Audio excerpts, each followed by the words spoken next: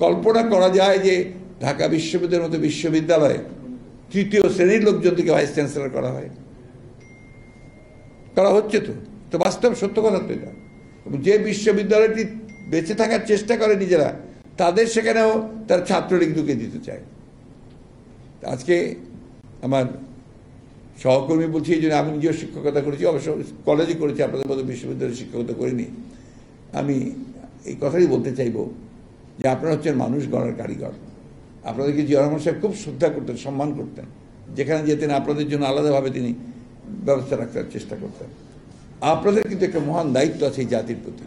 সেই দায়িত্বটা হচ্ছে আপনারা যাদেরকে পড়ান, আমি কথা বলি যে সরাসরি রাজনীতি করেন না, রাজনীতি দরকার নেই, আপনি তাকে দেশটা সম্পর্কে জানান, আপনি তাকে দেশের নেতৃত্বে যেন সে আসতে পারে সেইভাবে তৈরি করার চেষ্টা করেন। কারা আসছে আজকাল আমাদের নেতৃত্বে দেখেন, আপনি তাদের কোয়ালিটি দেখেন কি অবস্থা। এইভাবে তো একটা দেশ ভবিষ্যতে আমাদেরকে সব জায়গায় আপনার নেতৃত্বের সংকট। কেন? কারণ এই সরকার পরিকল্পিতভাবে সমস্ত জায়গায় যেন কোন নেতা তৈরি আসতে পারে তার ব্যবস্থাগুলো করেছে। ছাত্র সংসদের নির্বাচন নাই, ডাকসুর নির্বাচন নাই, কোথাও নির্বাচন নাই। নির্বাচন সেখানেই করে তারা যেখানে তারা জবরদস্তি করে সেটাকে বদলে দিতে পারবে।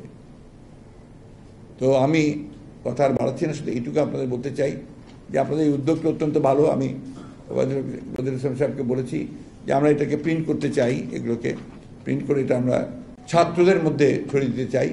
আরেকটা জিনিস আমি অনেকে বলেছি, আমি এটা আমার চেয়ারম্যান সাহেবের সঙ্গে কথা বলে করবো যে আমরা ছাত্র দলের নেতাদেরকে নিয়ে ওয়ার্কশপ করতে চাই, এবং সেই ওয়ার্কশপগুলোতে আপনারা সেখানে তাদেরকে এই বিষয়গুলো, জিয়া রহমানের বিষয়ে শুধু না, দেশ, জাতি, রাষ্ট্র, রাজনীতি সম্পর্কে তাদেরকে ধারণা দেবেন। এই জিনিসগুলো খুব প্রয়োজন। আমাদের সর্বক্ষেত্রে একটা বন্ধাত্ম সৃষ্টি করেছে এই সরকার, একটা ব্যাংক্রাপসি সবখানে।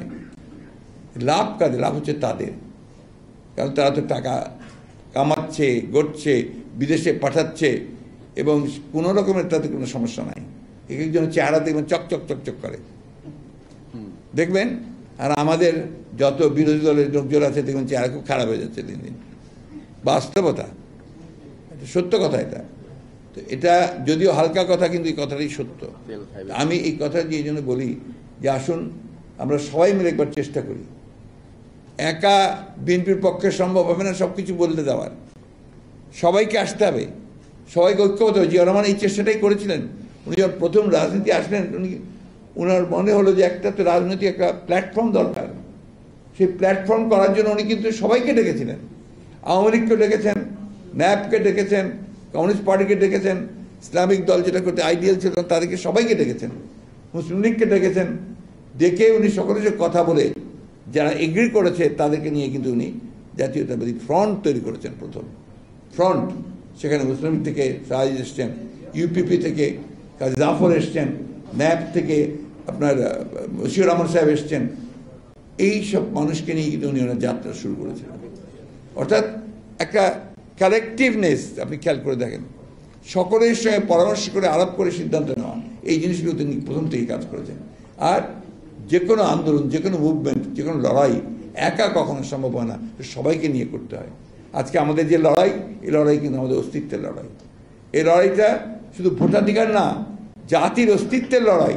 সেই জন্য এইখানে আরও বেশি করে সবাইকে সম্পৃক্ত করতে হবে, আহ্বান জানাতে হবে যে আসুন আমরা সবাই মিলে দেশটাকে বাঁচাই। বিএনপিকে ক্ষমতায় দেব বা জোটকে ক্ষমতায় দেব, এটা না, আমরা চাই এখানে দেশটাকে বাঁচাতে।